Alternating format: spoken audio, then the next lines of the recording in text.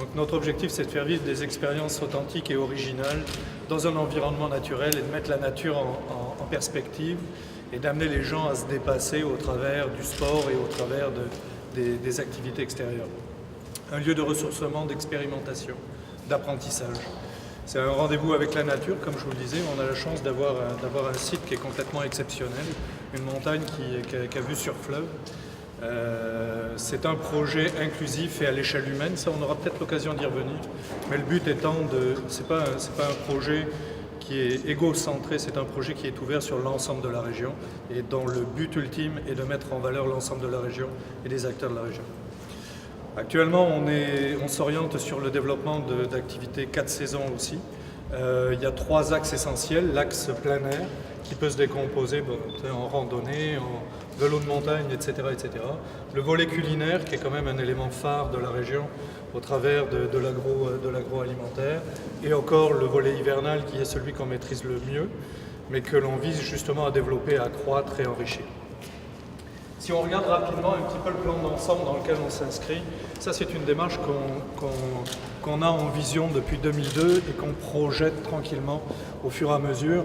Actuellement, si on fait une photo de la situation actuelle de l'immobilier sur la montagne, elle se décompose comme ceci. Donc on a les chalets forêts, ce sont les 13 chalets, on va avoir des images un petit peu plus loin qui vont vous illustrer ce qu'il en est. 13 chalets forêts, les refuges, 51 unités. Je vais y revenir un petit peu plus loin pour vous montrer concrètement ce à quoi ça ressemble. Les caches de la Grande Pointe qui sont déjà, vous avez vu, la construction d'un premier bâtiment de 40 unités. Le camp de base qui est notre projet phare, celui sur lequel nous mettons du côté de Groupe Le Massif beaucoup d'emphase présentement. Et enfin le Club Med de Québec-Charlevoix qui est la raison essentielle de votre présence aujourd'hui. Donc si on regarde très rapidement au niveau du camp de base, au niveau de le développement immobilier à la base de la montagne, l'emplacement du Club Med se retrouve finalement dans le bout de l'ancienne. L'ancienne, c'est une piste existante, pas aussi large au demeurant, mais qui est ici. Donc on a l'implantation du Club Med pour différentes raisons qui a été positionné à cet endroit-là. Le projet de développement immobilier qui est le nôtre, sur lequel nous mettons beaucoup d'emphase actuellement, spécifiquement sur les 3 premières unités. Et ici, vous avez les caches de la Grande Pointe avec le premier bâtiment de 40 unités. On parle de 126 unités au total, dans 3 bâtiments et un bâtiment de service avec piscine intérieure, salle d'entraînement, etc., etc. Ici, on a aussi tout le développement des unités jumelées. Ça, c'est un projet qu'on va révéler de manière un peu plus approfondie au cours des prochains mois, mais sur lequel on travaille intensément aussi. Juste un petit peu le look and feel. Là, vous avez vu le bâtiment des caches là, qui est vraiment très... le recouvrement commence à peine en réalité. Donc on reprend l'implantation, le chalet de la base dans lequel vous êtes ici là présentement.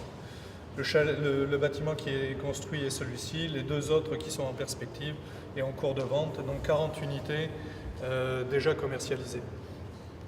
Ici, on a les refuges. Les refuges, c'est au niveau du Camboul. Pour ceux qui cherchent à savoir qui ne savent pas où c'est, c'est vraiment la remontée mécanique est la plus haute dans la montagne. En fait, on parle de 17 triplex. Là, vous avez un triplex. Donc c'est à peu près 700 pieds carrés par unité. C'est des unités qui vont être aussi notamment mises dans un pool de location comme l'hébergement, je vais vous en parler dans quelques minutes. Donc ça, déjà, tout a été vendu. La livraison va s'échelonner entre la mi-décembre et le mois de janvier-février. Mais toutes ces unités-là ont déjà été vendues. Enfin, les chalets forêts, juste pour vous donner une autre perspective. Ici, on a, je ne me rappelle plus du nombre d'implantations, mais il y en a pas loin d'une trentaine. Actuellement, il y en a 13 qui ont été construits. Donc, c'est des chalets beaucoup plus gros. Donc, si vous regardez, il y a une cohérence et ça fait partie aussi de notre réflexion initiale. C'est d'avoir une complémentarité entre les différents types d'hébergements, aussi bien pour l'acquisition que pour la location.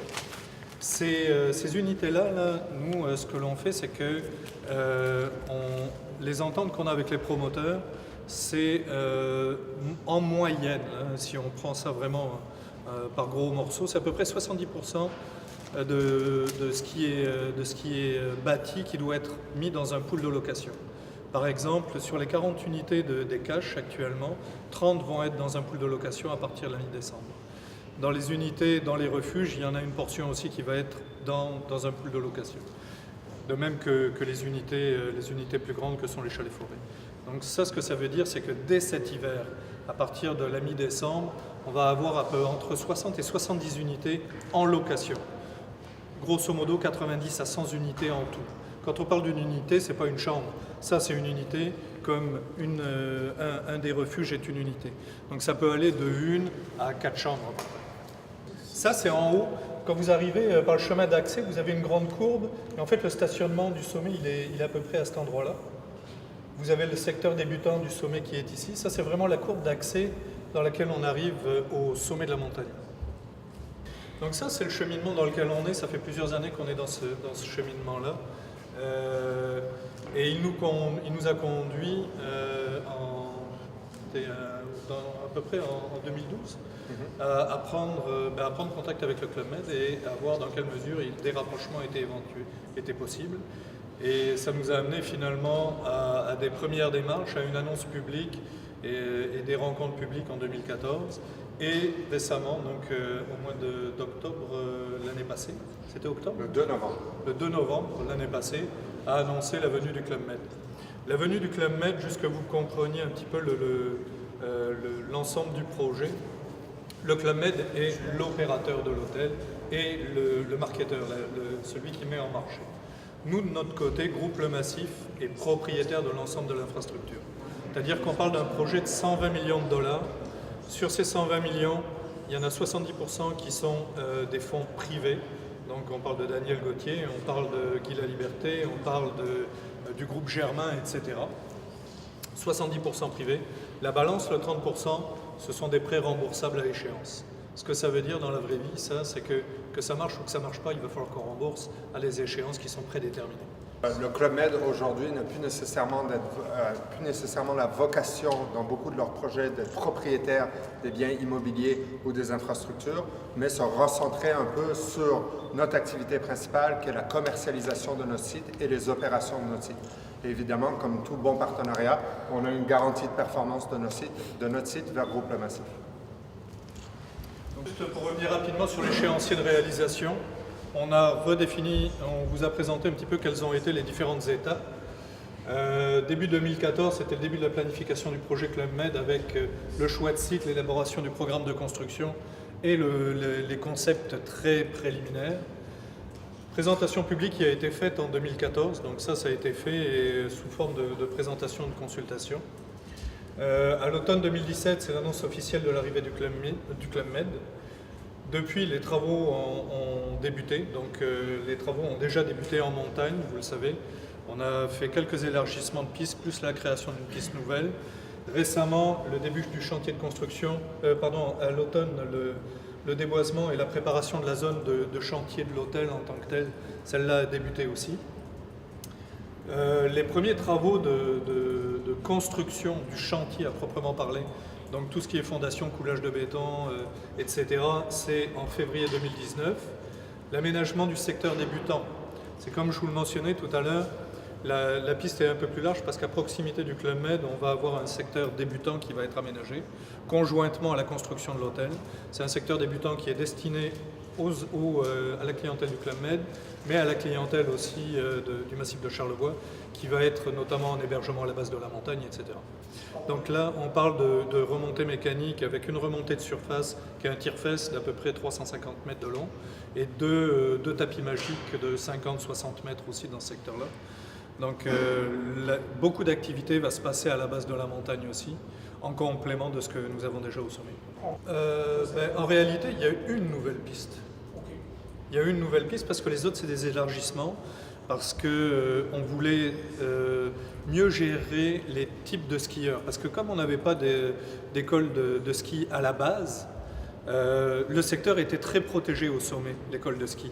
Là, maintenant, des débutants vont se retrouver dans plus mélangés avec des skieurs intermédiaires et avancés. Donc ça a amené des modifications au niveau de l'élargissement de certaines pistes pour mieux gérer les flux de skieurs de niveaux différents. Pour plonger dans la partie du projet du Club Med, je vais commencer avec un tout petit peu d'histoire, évidemment, sur la compagnie. Comme vous le savez, notre compagnie va bientôt avoir 70 ans. Le premier Club Med a été ouvert en Espagne en 1950 et il est issu de l'idée de deux personnages assez particuliers, un Belge, Gérard Blitz, et un qui était Gilbert Trigano, qui était le leader en Europe du camping à cette période-là.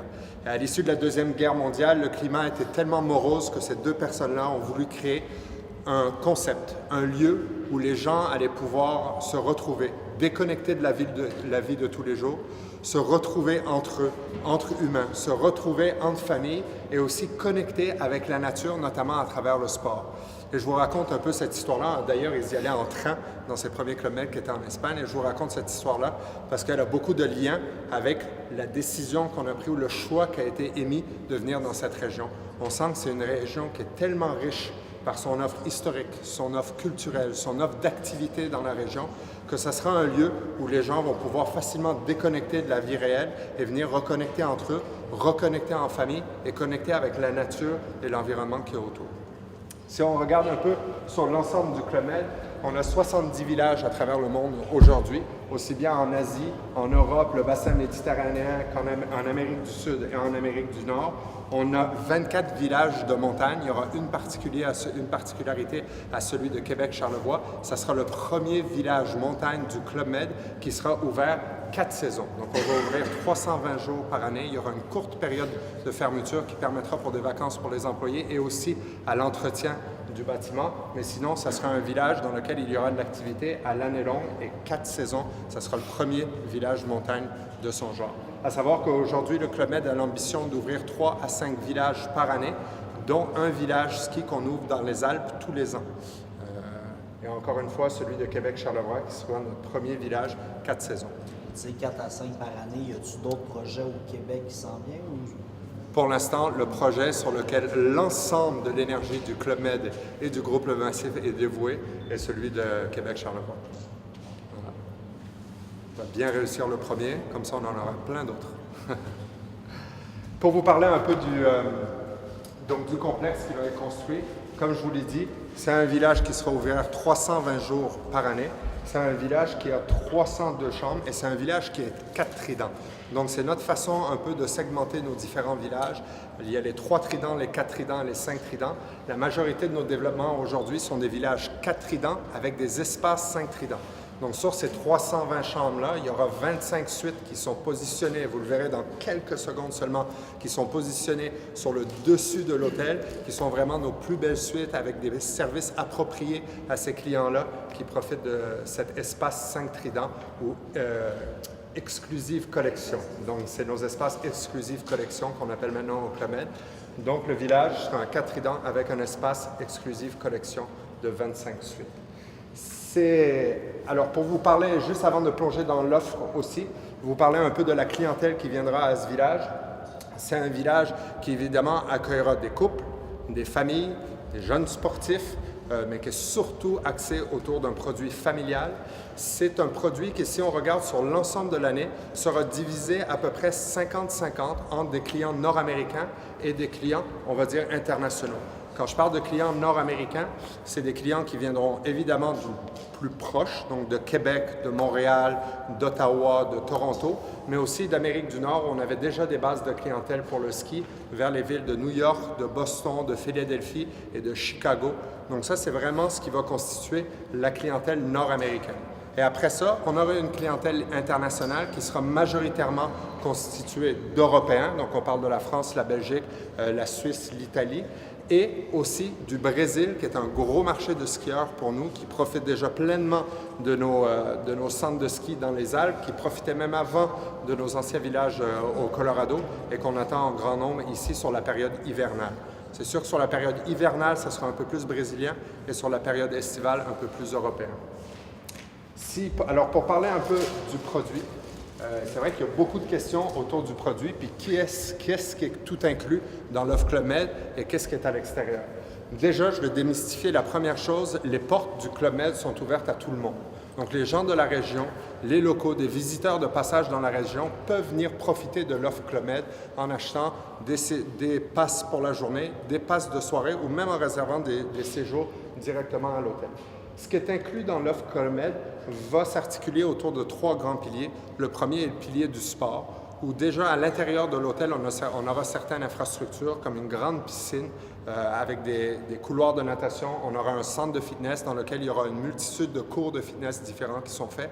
Mais comme nos prédécesseurs et au début la vision du club, la majorité de notre offre est axée vers l'extérieur et les sports sont axés vers l'extérieur. Donc l'hiver inclus dans l'offre, il y aura le forfait de remontée de pente, il y aura les leçons de ski 5 jours.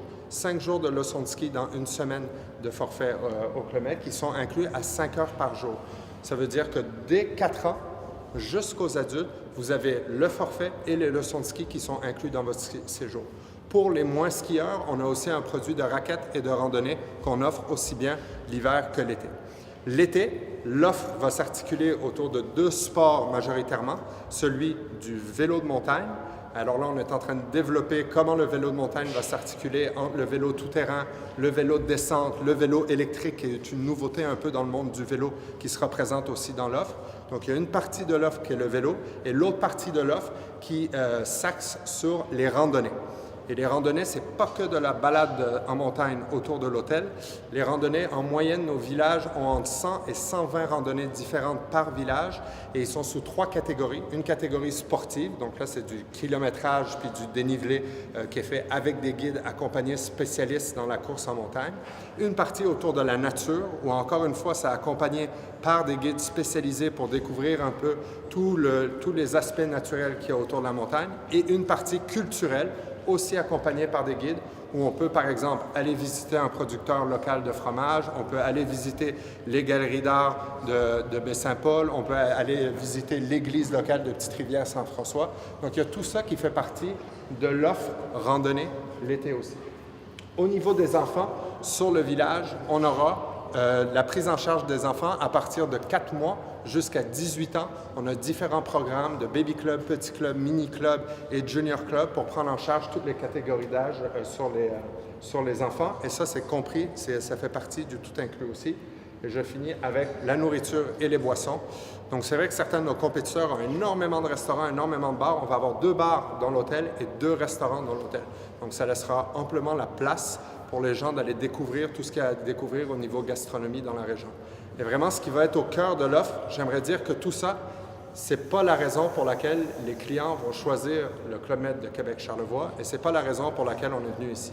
Si on est venu ici, c'est pour la richesse historique de la région, la richesse historique de Québec, la richesse culturelle de la région de Charlevoix et toutes les expériences authentiques qu'on a à faire vivre à nos familles qui vont venir ici et à nos GM qui vont venir ici.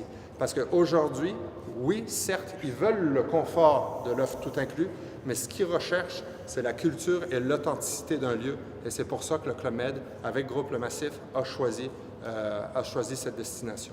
On a appris qu'il y a du paddleboard qui se fait sur le fleuve. On a appris qu'il y a du kayak de glace qui se fait sur le fleuve, du canoë de glace aussi. Quelle expérience incroyable ça doit être ça, les traversées de glace en canoë. On est en train d'écrire tout ça. Si aujourd'hui, il y a beaucoup déjà de faits, et vous allez en découvrir pas mal dans les prochains moments, mais il y a encore énormément à écrire avec tous les différents entrepreneurs de la région dans l'expérience qu'on va faire vivre à nos clients dans la région ici. Étant le premier hôtel Club Med au Canada, on a voulu prendre des engagements forts au niveau de l'environnement. Et je vais en mentionner 2. Parce qu'il y en a surtout un qui est très innovant pour nous. La certification écologique de la construction sera sous l'emblème BREEAM. Donc, toute la construction sera certifiée BREEAM. Vous connaissez peut-être LEED, qui certifie souvent des tours de bureaux ou des entrepôts. BREEAM est une organisation de certification de construction qui est plus spécifique à l'hôtellerie.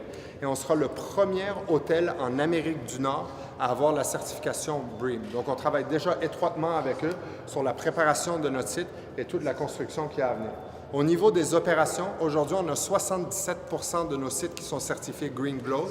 On a l'ambition d'avoir 100% de nos sites certifiés Green Globe dans les prochaines années. Et on a pour ambition que le Club Med de Québec Charlevoix soit certifié Green Globe dès sa première année. Alors, je pense que je vais passer la parole, puisque c'est quand même l'architecte du projet ici qui va vous présenter le projet. Le moment tant attendu. Donc, c'est avec beaucoup d'émotion et beaucoup de fierté qu'on vous présente ce premier Club Med Québec Charlevoix au Canada. Merci. Bonjour à tous, mon nom est Jérôme Aîné, je suis architecte associé pour le bureau Lemay Michaud. On est très heureux et très fiers de présenter le projet, d'autant plus fiers que nous avons travaillé autant sur l'architecture extérieure que sur l'aménagement intérieur du projet. Aujourd'hui, nous allons juste vous présenter l'architecture extérieure. L'aménagement intérieur est en évolution et sera présenté ultérieurement. Donc, le projet de l'hôtel, David en a un petit peu parlé précédemment, mais c'est un projet de 302 chambres, incluant des chambres 4T et des chambres 5T. On a un espace commun qui accueille un centre de conférence de 350 mètres carrés, un spa avec une expérience nordique, une piscine intérieure, un centre de fitness, de musculation. On a des espaces de restauration commune avec une formule buffet, puis un espace de restauration spécialité qui va proposer une formule de spécialité plus locale. Et on a un endroit destiné comme un salon polyvalent, destiné comme une zone de rencontre, de réunion pour le bar et le spectacle. Donc, pour situer un petit peu l'hôtel, l'hôtel se situe en bas de la montagne, à droite des gondoles ici qu'on voit là, et à droite de la piste Lancienne qui est existante.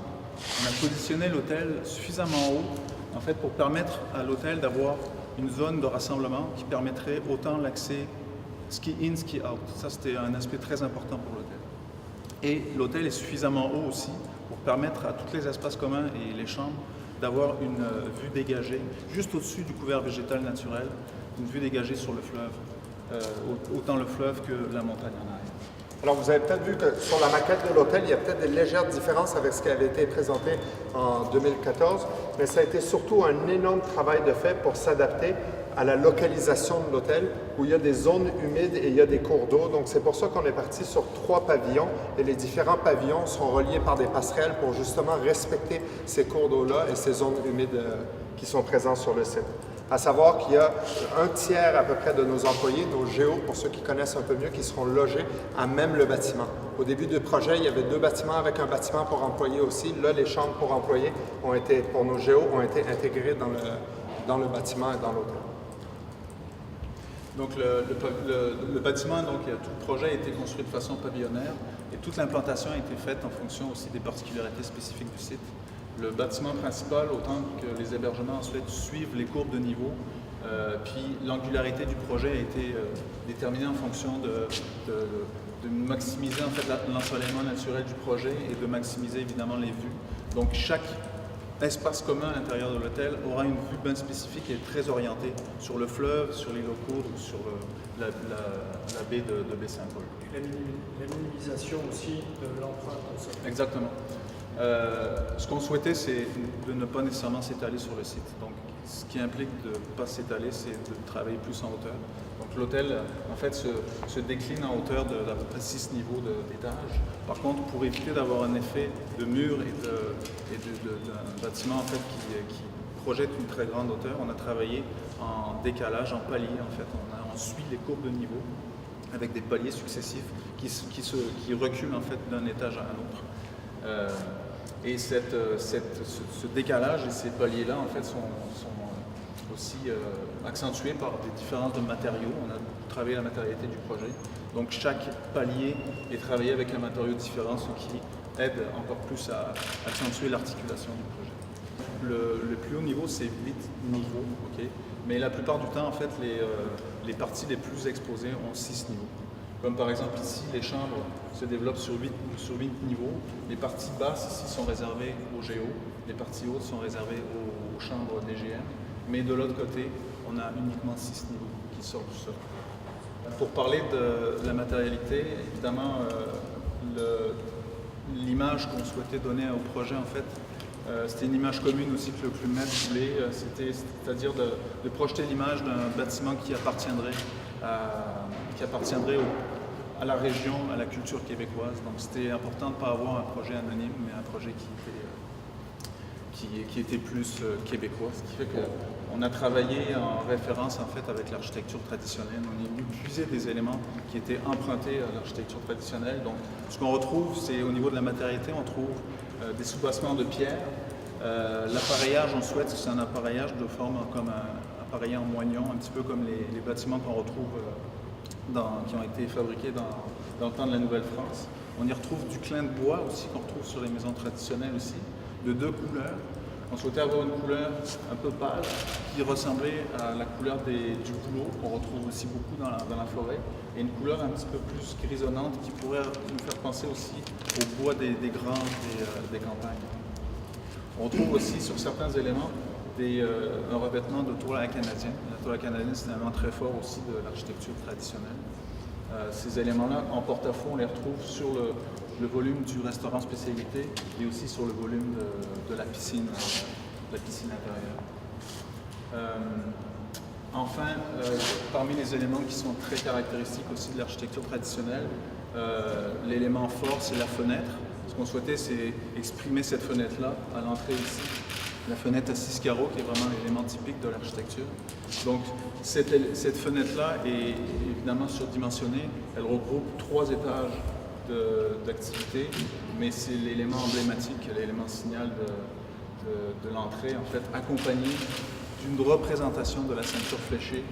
Cet élément-là aussi, que l'on retrouve en arrière.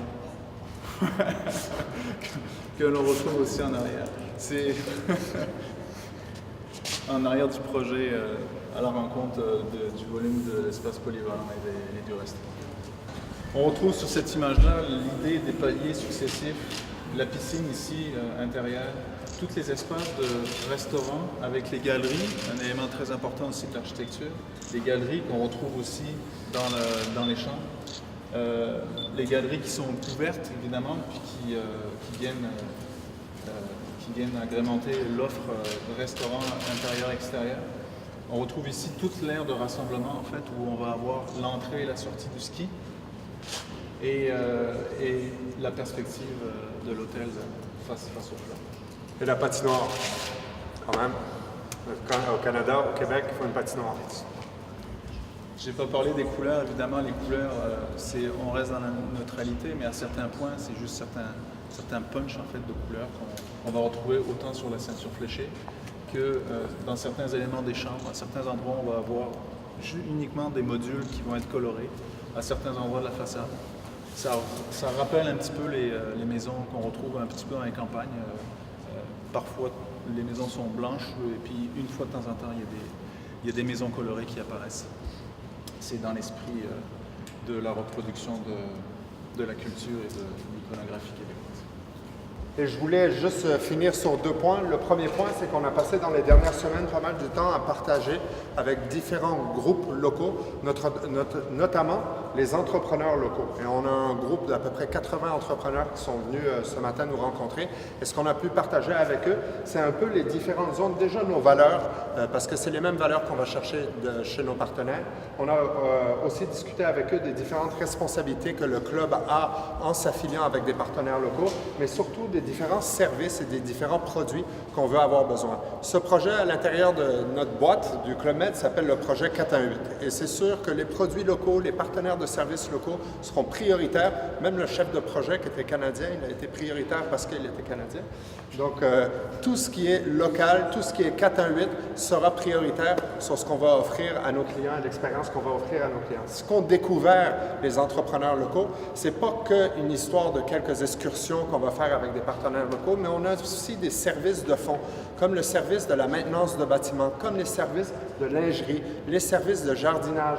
On cherche des prestataires aussi d'excursions, de boutiques, de spa. On est en train d'explorer plusieurs possibilités. Il y a vraiment énormément de services où on va aller les puiser dans la région. Donc, on n'est pas en autonomie avec un hôtel qui est autosuffisant où toutes nos équipes fournissent tous les services, mais bien au contraire, on fait appel aux locaux, à des vrais spécialistes dans chacun des domaines qu'on ne prétend pas être pour assurer les différents services de l'hôtel. On a partagé aussi avec eux un échéancier. Donc, c'est un échéancier générique qui est un peu modulé selon les différents services, mais qui montre un peu les différentes phases entre les phases de sourcing, les phases de cahier des charges qui sont émis par le Club Med et les phases d'appel d'offres et de sélection de différents fournisseurs qui sont frais jusqu'à la mise en place. Ce qu'on a aussi dit aux différents fournisseurs locaux, c'est qu'à la mise en place, ce n'est pas la fin de l'histoire, mais bien au contraire, au début, on cherche à se rechallenger, à amener des nouveaux produits, que ce soit à nos buffets, à nos programmes d'excursion toutes les années. Donc, le début de l'histoire est finalement quand l'hôtel va ouvrir en décembre 2020. Ce qu'on a fait aussi pour assurer que tout le monde avait sa place, c'est qu'on a créé une adresse email qui est un canal de communication privilégié pour ce projet. On a voulu l'appeler 418, mais on avait des problèmes d'informatique et ça n'a pas trop marché dans notre système.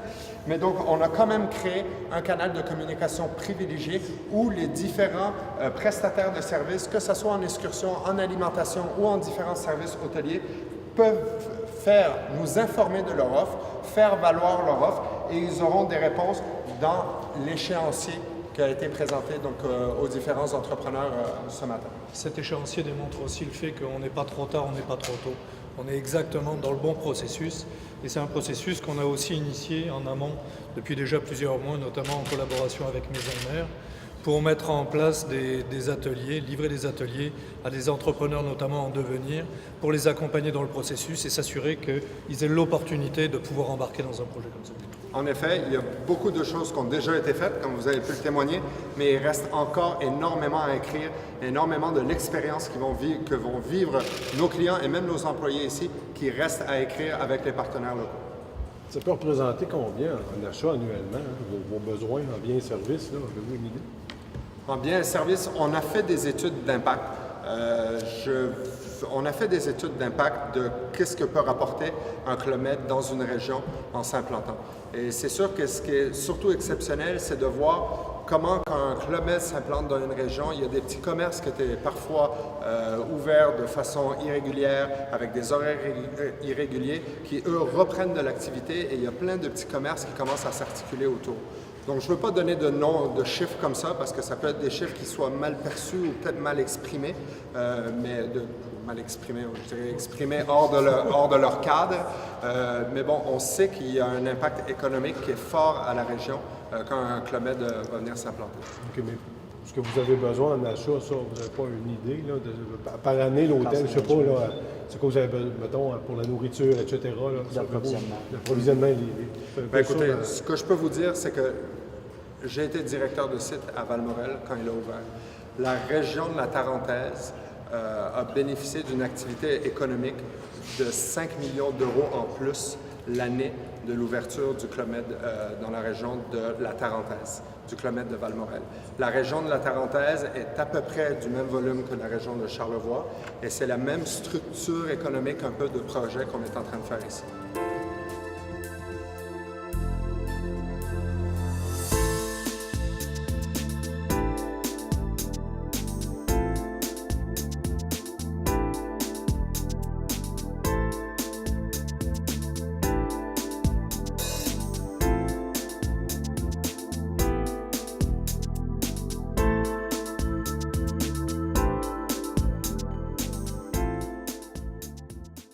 En fait, c'est pas compliqué, c'est un projet de 120 millions, comprenant la construction de l'hôtel et le développement des infrastructures sur la montagne.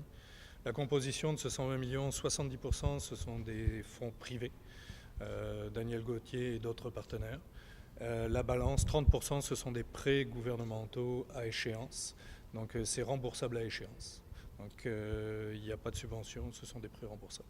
Donc, ce qu'on comprend, c'est que le CLUMED, vous, ce que vous faites, ce que vous apportez, c'est votre expertise, Exactement. en fait. Sur la majorité de nos projets aujourd'hui, le CLUMED n'a plus pour ambition d'être propriétaire de biens immobiliers ou de terrains, mais plutôt de se recentrer sur le cœur de son activité, qui est la commercialisation de ces sites et l'opération de ces sites. En contrepartie, avec notre partenariat avec Groupe Le Massif, on garantit des résultats économiques de l'hôtel qu'on est en train de construire pour leur permettre, évidemment, de pouvoir rembourser les différents financements qu'ils ont. Le contrat qui a été signé pour la gestion, le CLUMED, c'est un contrat sur combien d'années, en fait?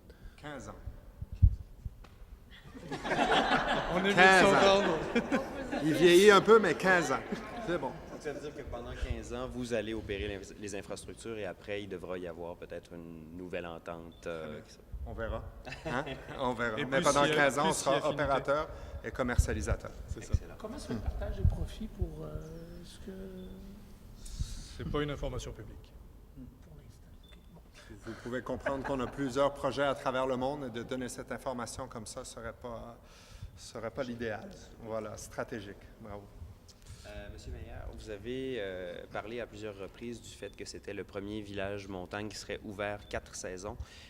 Qu'est-ce qui fait en sorte que Charlevoix a le potentiel nécessaire pour pouvoir offrir des activités 4 saisons? C'est simple, on sent que c'est un site où finalement on n'aura pas à profiter de notre hôtel.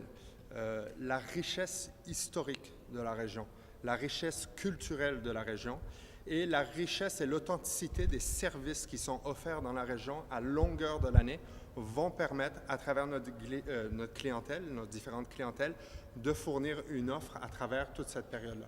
Et on sait que c'est ça que vient rechercher les clients du Club Med. C'est pas que, oui, il y a le confort de l'hôtel, oui, il y a une offre tout inclus, mais c'est vraiment cette expérience authentique dans la région qui est au cœur du produit qu'on va offrir et au cœur de ce que nos familles et les clients du Club Med recherchent aujourd'hui. Avec l'ouverture du CLUMED et tous les développements en montagne, le nombre de jours ski actuel versus celui que va vous procurer l'arrivée du CLUMED, est-ce qu'on l'a calculé? Oui, on l'a calculé, c'est clair. C'est une augmentation qui est quand même assez significative. Sauf qu'il faut prendre en considération que, parce que c'est une crainte qui a été déjà mentionnée à plusieurs reprises, c'est justement d'avoir un achalandage accru sur la montagne à des périodes qui sont déjà très achalandées. Donc on parle de la fin de semaine, samedi, dimanche. La réalité, c'est que l'arrivée-départ des GM du club vont être essentiellement le samedi. Donc ce que ça va faire, c'est que ça va libérer finalement, ça ne va pas venir mettre de pression supplémentaire sur la montagne dans des périodes déjà d'achalandage élevé, mais ça va compléter l'achalandage notamment du lundi au vendredi, qui lui est loin d'être une problématique à l'heure C'est quoi les actuelle. chiffres, mettons, le chiffre annuel jour ski, aujourd'hui versus ce que vous allez avoir au final? Ça va être une augmentation significative. Ben, vous l'avez- Mais là, on n'est pas à 200 000 skis encore, là. C'est- En termes de pourcentage, on parle d'à peu près, je dirais c'est une augmentation de 35% à peu près de l'achalandage sur la montagne, C'est le genre d'investissement qui va vous permettre de vous rendre à 200 000 jours ski éventuellement. facilement, bien au-delà même. Et là, cette année, il y a des travaux aussi qui vont être faits à la montagne. C'est quoi essentiellement qu'on ajoute? OK. Les travaux qui ont été faits spécifiquement au projet du Club Med cette année, dans la montagne en fait depuis le printemps, ce sont essentiellement des élargissements de pistes et création d'une nouvelle piste. On va avoir des skieurs débutants et très intermédiaires qui vont devoir se rendre jusqu'en bas. Donc il a fallu adapter certains tracés, certaines largeurs pour améliorer justement, éviter les goulots d'étranglement, améliorer la fluidité et maximiser la sécurité de tous les skieurs. C'est des remontées additionnelles qui vont s'installer? À la base de la montagne, oui, il y a 3 remontées qui vont être installées à proximité du Club Med, puisqu'on va développer à partir de l'année prochaine, ça c'est les travaux principaux qu'on va faire en montagne, on va développer un secteur débutant qui va être mitoyen avec le bâtiment du Club Med, dans lequel on va avoir une remontée de type tire-fesse d'à peu près 350 mètres de long et 2 tapis magiques de 50-60 mètres de long qui vont permettre d'adresser et de phaser la phase de progression des skieurs en apprentissage.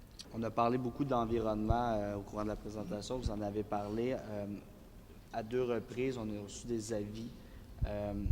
Et là, on sait que les certificats d'autorisation du ministère, ça prend des délais qui sont quand même importants. Est-ce qu'on a certaines craintes du côté du groupe Le Massif qu'on doit repousser l'échéancier du projet final si on n'obtient pas ces certificats-là pour des travaux supplémentaires. On parle aussi de la loi sur les milieux humides également, qui est un autre dont vous avez parlé, qu'on va tenter d'aménager en ne pas touchant absolument rien. Des fois, on veut bien, mais des fois, c'est impossible. Il arrive des surprises sur le chantier. Est-ce que toute cette logistique-là qui touchait à la question de l'environnement, on a certaines craintes ou plutôt dissipées? Ben, on n'a pas de crainte. C'est sûr qu'on a fait des erreurs. On a eu 2 certificats de non-conformité. C'est pas pour rien qu'on les a eus. On les a eus notamment le premier concernant la construction des pistes, parce qu'il y aurait pu avoir un risque pour l'environnement dans les travaux qu'on a réalisés, et parce qu'on a omis de faire la demande d'un permis supplémentaire. Donc là, effectivement, le certificat de non-conformité était tout à fait normal, légitime. On a procédé d'abord, on a arrêté les travaux immédiatement. Ensuite, on a procédé à la demande en bonne et due forme du permis en question, ce qu'on a obtenu. Donc le chantier est reparti. Le chantier va se terminer en fait pour le volet montagne dans le courant de cette semaine. Deuxième certificat de non-conformité, il est à la base de la montagne, dans l'aménagement du plateau, où il y a eu une zone, un boisé en bord de cours d'eau qui a été déboisé. C'est quelque chose que l'on aurait eu à faire de toute façon, puisqu'on a demandé le déplacement de ce cours d'eau au ministère de l'Environnement. Le déboisement a été fait par erreur avant d'obtenir le permis. Donc on a eu un certificat de non-conformité le 16 novembre et l'autorisation de déplacer 16 octobre, pardon, et l'autorisation de déplacer le ruisseau, le petit cours d'eau, le 18. Donc en fait, le ministère nous a dit, regardez, vous avez l'autorisation, donc il n'y a pas de mesure compensatoire ou quoi que ce soit à effectuer, aller de l'avant, déplacer le ruisseau. Je pose peut-être la question par rapport à l'achalandage. Vous avez parlé de 35% plus d'achalandage en termes de ski, mais ça, est-ce que c'est simplement en comptant les activités de Club Med ou c'est avec tous les autres chalets, refuges? Est-ce que c'est l'ensemble finalement du projet que vous nous présentez aujourd'hui qui va générer tout cet achalandage? Ça, c'est le volet Club Med plus spécifiquement. Mais ce qu'il faut comprendre, c'est que dorénavant, on ne raisonne plus nécessairement uniquement en jour ski, on va raisonner en jour montagne. Parce qu'avec le développement, c'est le même principe. Donc c'est un skieur, une journée, c'est un jour ski, mais un randonneur, une journée, c'est un jour montagne. Donc pour éviter d'avoir à dissocier les deux, on part sur le principe qu'on va raisonner en termes de jours montagne, et on parle de 180 000 jours montagne dans un horizon de 2 ans, à peu près 2 ans et demi, donc à partir de l'hiver 2020.